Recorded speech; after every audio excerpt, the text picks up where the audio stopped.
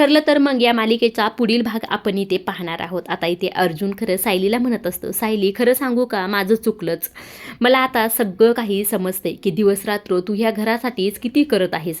घर, घरातील माणसं, किचन सगळ्यांना बांधून ठेवतेस तू, असं इथे अर्जुन सायलीला म्हणत असतो. अर्जुनचं हे बोलणं ऐकून सायली देखील इथे म्हणते, मी पण तुमच्यावर किती चिडायचे ना, उशिरा येता, मला लक्ष देत नाही, माझा फोन उचलत नाही, ह्या सर्व गोष्टी बोलायचे. पण मात्र मला आता कळतंय की ह्या सर्व गोष्टी मॅनेज करणं किती अवघड आहे.